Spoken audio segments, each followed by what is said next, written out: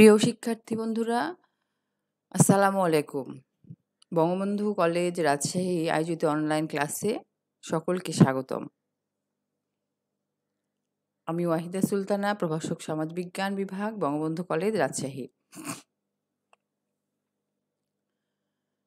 তোমাদের যে ক্লাস চলছিল ধারাবাহিকভাবে, সে ক্লাসে আজকে যে পাঠটা আমরা তোমাদের সামনে উপস্থিত করেছি আমি, সেটা হচ্ছে কার্ল মার্কস।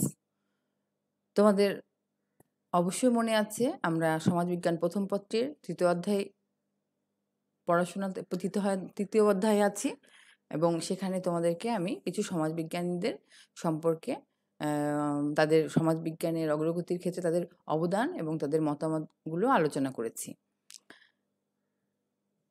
সেখানে তোমাদের মোট এর পর্যন্ত আমরা 4 জন সমাজবিজ্ঞানী সম্পর্কে আলোচনা করেছি। আজকে তোমাদের সঙ্গে আমি যে বিজ্ঞানী সম্পর্কে আলোচনা করব, সমাজবিজ্ঞানী সম্পর্কে, তার নাম হচ্ছে কার্ল মার্কস। তিনি অত্যন্ত গুরুত্বপূর্ণ ভূমিকা রেখেছেন সমাজবিজ্ঞানের অগ্রগতির ক্ষেত্রে, অবদানের ক্ষেত্রে তিনি অত্যন্ত গুরুত্বপূর্ণ ভূমিকা রেখেছেন। দেখো, তার পুরা নাম হচ্ছে কার্ল হেনরিক মার্কস। তার জন্ম 1818 সালের 5 মে জার্মানির ট্রায়ার শহরে। তার মৃত্যু হয়েছে 1883 সালের 14 মার্চ লন্ডন শহরে, যুক্তরাজ্যের লন্ডন শহরে। তার গুরুত্বপূর্ণ যে গ্রন্থগুলো তিনি রচনা করেছেন, যেগুলোকে অত্যন্ত গুরুত্বের সঙ্গে বিবেচনা করা হয়, তার মধ্যে খুবই গুরুত্বপূর্ণ উল্লেখযোগ্য একটি বই হচ্ছে ক্যাপিটাল। এটা অনেক সময় আমরা ডাস ক্যাপিটালও বলে থাকি। তারপরে communist manifesto, the poverty of philosophy, the German ideology ইত্যাদি। তার জন্ম যেহেতু জার্মান সমাজবিজ্ঞানী কার্ল হেনরিক মার্কস বিশ্বের ইতিহাসে বহুল পরিচিত এবং বিতর্কিত ব্যক্তি। তিনি ছিলেন একাধারে অর্থনীতিবিদ, দার্শনিক এবং সমাজবিজ্ঞানী। তাহলে পরে তিনি আসলে তার যে শিক্ষা জীবন, সেখানে তিনি জীবনের প্রাথমিক পর্যায়ে তিনি দর্শন বিষয়ে শিক্ষকতা দিয়ে কর্মজীবন শুরু করেন। পরবর্তী সময়ে তিনি পত্রিকা সম্পাদকের জীবন বেছে নেন। এঙ্গেলস ছিলেন তার দীর্ঘদিনের সহকর্মী ও বন্ধু।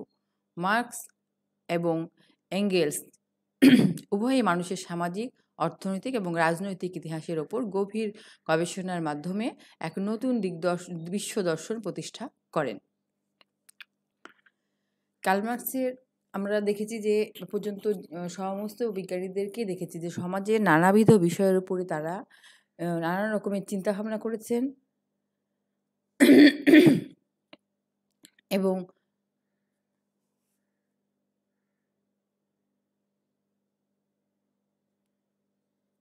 নানা রকমের চিন্তাভাবনা করেছেন এবং সমাজের নানা বিষয় নিয়ে তারা নানাভাবে সমাজকে ব্যাখ্যা বিশ্লেষণ করার চেষ্টা করেছেন। সমাজের উৎপত্তি, সমাজের প্রতিষ্ঠা, সমাজকে সামনের দিকে এগিয়ে নিয়ে যাওয়া, সমাজের পরিবর্তন, প্রত্যেকটা বিষয়ের উপরেই তারা বিভিন্ন রকমের মতামত বা বক্তব্য তুলে ধরেছেন।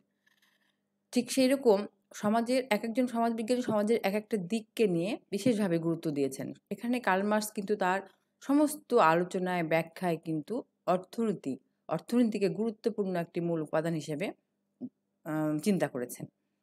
এবং তার মতে যে সমাজে যে আমরা বাস করি, আমরা সবসময় শ্রেণী সংঘাত, শ্রেণীদ্বন্দ্বের মধ্য দিয়েই কিন্তু শ্রেণী সংগ্রাম, এটা ওনার সারা জীবনের আলোচনার মধ্যে গুরুত্বপূর্ণ একটি স্থান দখল করে আছে, শ্রেণী এবং শ্রেণী সংগ্রাম।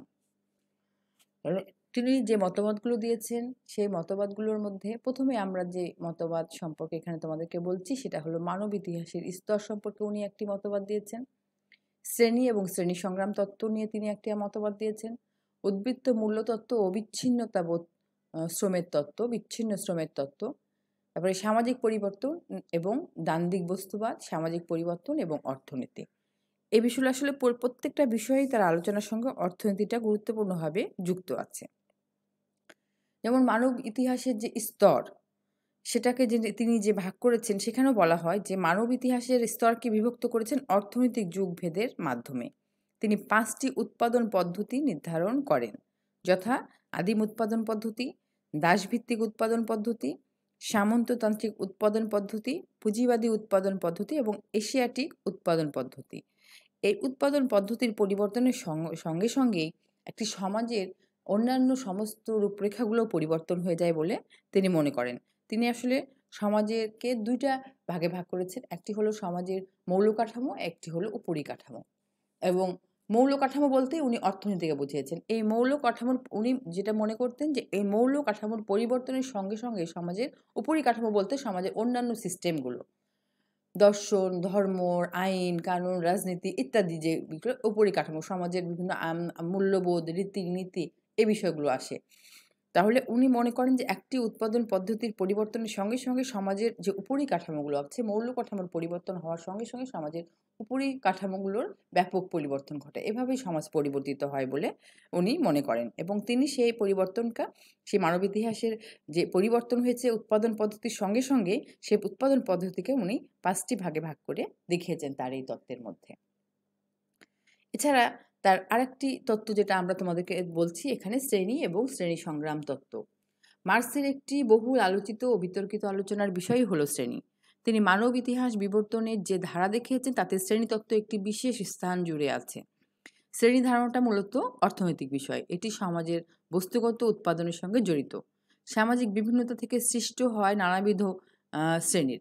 তাহলে পরে তিনি শ্রেণীর যে ৩ টি বৈশিষ্ট্যের কথা উল্লেখ করেছেন সেগুলো হলো একতার সচেতনতা থাকতে হবে, অন্যান্য শ্রেণী থেকে আলাদা হতে হবে এরকম অনুভূতি থাকতে হবে এবং অন্যান্য শ্রেণীর প্রতি বৈরিতার অনুভূতি থাকতে হবে।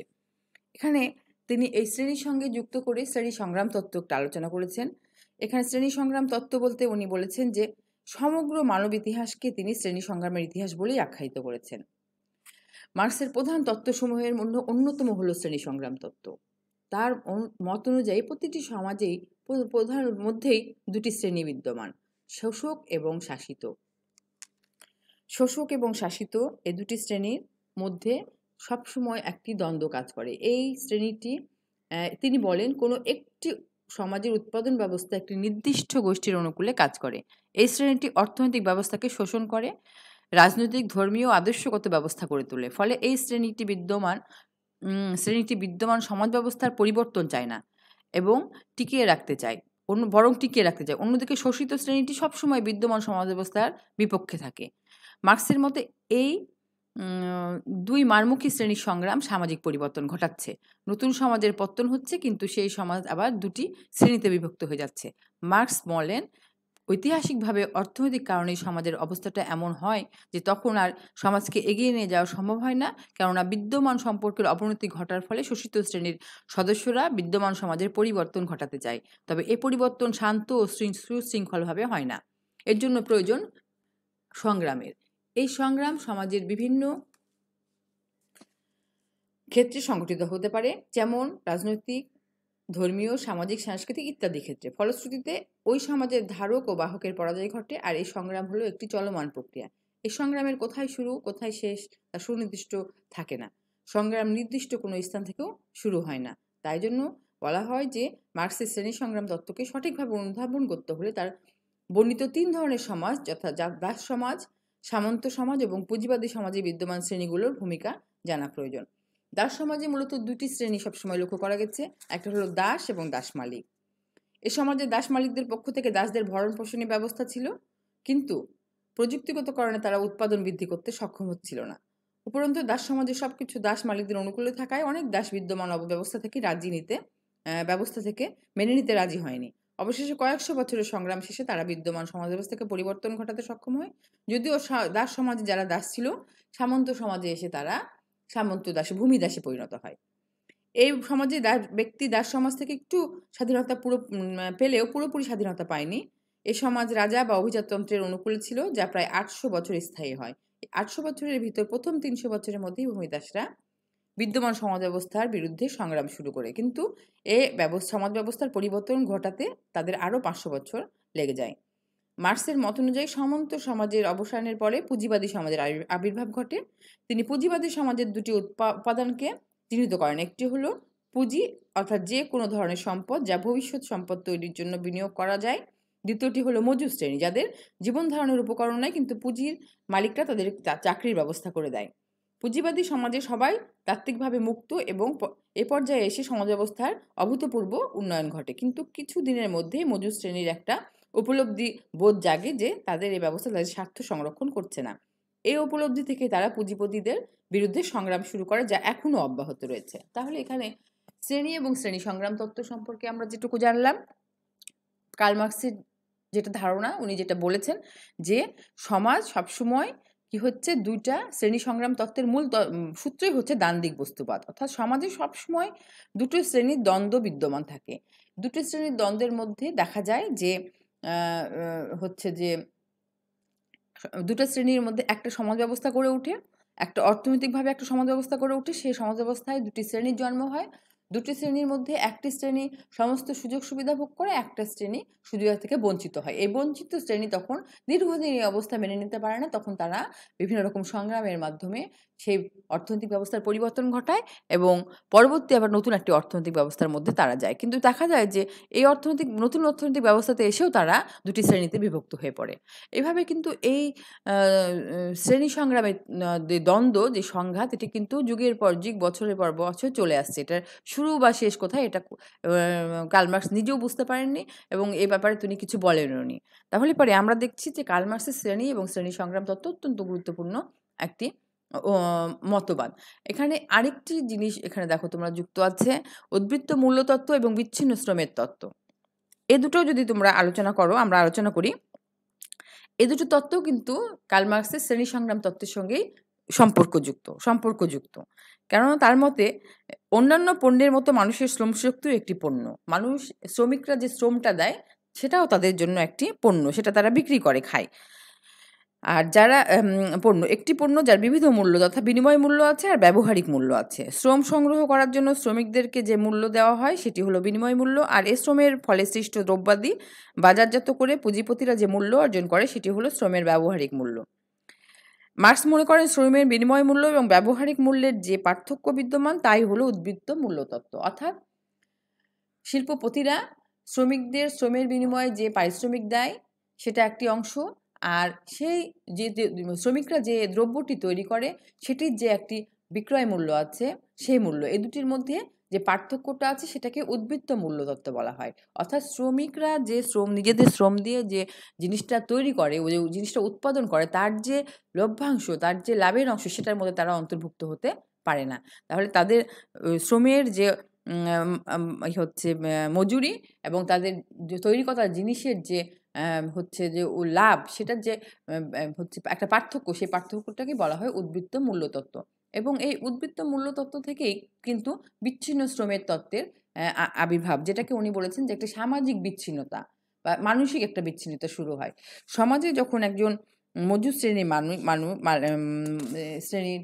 মানুষ অনেক শ্রম দিচ্ছে, অনেক কিছু উৎপাদন করছে, কিন্তু তারা খুব কম পরিমাণ মজুরি পাচ্ছে, কিন্তু ওই জিনিসটা যেটা সে তৈরি করছে সেটা ধারে কাছেও সে যেতে পারছে না, সেটা ব্যবহার করতে পারছে না, সেটা নিতে পারছে না, তখন সে আস্তে আস্তে তার শ্রম থেকে বিচ্ছিন্ন হয়ে পড়ে। তার শ্রমের প্রতি তার যে কাজের প্রতি ভালোবাসা, কাজের প্রতি তার একাগ্রতা, এটা নষ্ট হয়ে যায়। সে তার এই কাজ থেকে নিজেকে বিচ্ছিন্ন করতে থাকে। এভাবে মালিক শ্রেণী এবং উদ্বৃত্ত মূল্য আত্মসাৎ করে বিধায় শ্রমিক শ্রেণী তার শ্রমে অর্জিত মুনাফা থেকে বঞ্চিত হয়।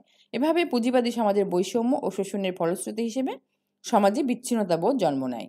পুঁজিবাদ বিকাশের সাথে সাথে বিচ্ছিন্নতাবোধের ব্যাপ্তি বাড়তে থাকে এবং সমাজে এক বিশেষ শ্রেণী তথা শ্রমিক শ্রেণী এই বিচ্ছিন্নতাবোধ দ্বারা আক্রান্ত হয়। বিচ্ছিন্নতাবোধের সাথে সাথে শ্রমিক শ্রেণীর এই সম্পর্ক হেতু বিষয়ক মার্ক্সের তত্ত্বটি বিচ্ছিন্ন শ্রমের তত্ত্ব নামে পরিচিত হয়। সামাজিক পরিবর্তন বলা যেতে পারে, অথবা সামাজিক বিবর্তনের তত্ত্ব, যেটাকে আমরা বলি দ্বান্দ্বিক বস্তুবাদ।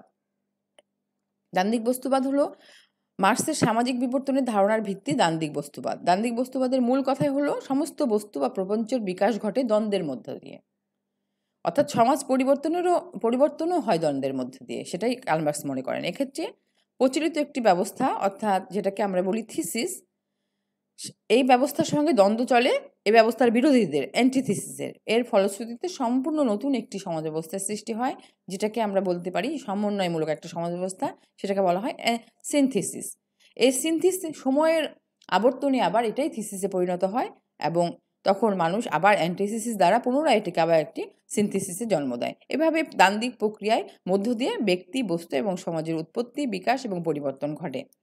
মানব সমাজের অর্থনৈতিক ও রাজনৈতিক বিকাশের পর্যায়ক্রমিক ধারাকে মার্ক্সবাদীরা দ্বন্দ্বের এই সূত্র দ্বারাই ব্যাখ্যা করার চেষ্টা করেছেন। আসলে এবং সমাজ পরিবর্তন এবং অর্থনীতি। সমাজ পরিবর্তন এবং অর্থনীতি বলতে এখানে বলা হয়েছে যে অর্থনৈতিক উৎপাদনকে তিনি সমাজ পরিবর্তনের মৌল উপাদান বলে চিহ্নিত করেছেন। মার্কসের মতে সমাজের মৌল কাঠামোর পরিবর্তনের ফলে অধিকাঠামোতে পরিবর্তন সংঘটিত হয়। মৌল কাঠামো হচ্ছে অর্থব্যবস্থা এবং সমাজের অন্যান্য সকল প্রতিষ্ঠান, ধর্ম, রাজনীতি, দর্শন প্রভৃতিকে তিনি বলেছেন অধিকাঠামো।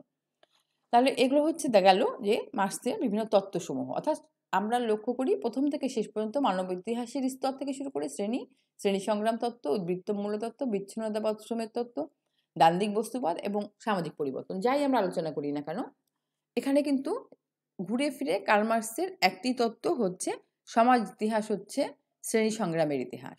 সবসময় সমাজে বিবাদমান দুটি শ্রেণীর অবস্থান করবে এবং এই দুটি বিবাদমান শ্রেণীর বিভিন্ন রকম সংগ্রামের ফলে এক ধরনের সমাজ ব্যবস্থা বা অর্থনৈতিক ব্যবস্থা ধ্বংস হয়, নতুন ধরনের অর্থনৈতিক ব্যবস্থার সৃষ্টি হয় এবং ফলশ্রুতিতে পরবর্তীতে আবারও একটা নতুন অর্থনৈতিক ব্যবস্থার সৃষ্টি হয় এবং একটি অর্থনৈতিক ব্যবস্থা পরিবর্তনের সঙ্গে সঙ্গে সে সমাজ ব্যবস্থার টোটাল যে উপরিকাঠামোগুলো আছে সমস্ত কিছুই পরিবর্তন হয়ে যায়।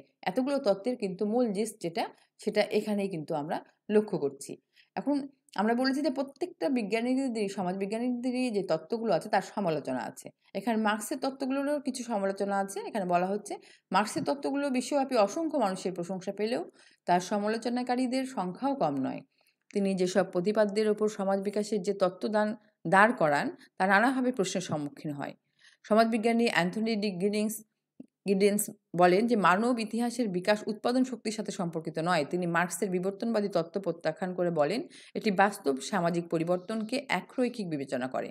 অন্যদিকে সমাজবিজ্ঞানী সরোকিনের মতে শুধু উৎপাদনের কারণেই সামাজিক পরিবর্তন ঘটে না, বরং সমাজ পরিবর্তনের পিছনে অনেক কারণ থাকে এবং এগুলো একটির সাথে আরেকটি এমনভাবে যুক্ত যে কোনটি মুখ্য আর কোনটি গণ্য তা নির্ধারণ করা কঠিন। তারপরেও আমরা বলবো যে মার্কসের বিভিন্ন তত্ত্বের যতই সমালোচনা হোক না কেন একথা অস্বীকার করার উপায় নাই যে মার্কস সামাজিক চিন্তার জগতে বিশেষ করে সামাজিক পরিবর্তন ব্যাখ্যার ক্ষেত্রে এক নতুন দৃষ্টিভঙ্গি সূচনা করেন যা বর্তমানকালের সমাজ বিশ্লেষকদের ক্ষেত্রেও বিশেষভাবে গুরুত্বপূর্ণ। আজ এ পর্যন্তই। তোমাদেরকে সকলকে ধন্যবাদ জানিয়ে আজকের ক্লাস এখানে শেষ করছি। আল্লাহ হাফেজ।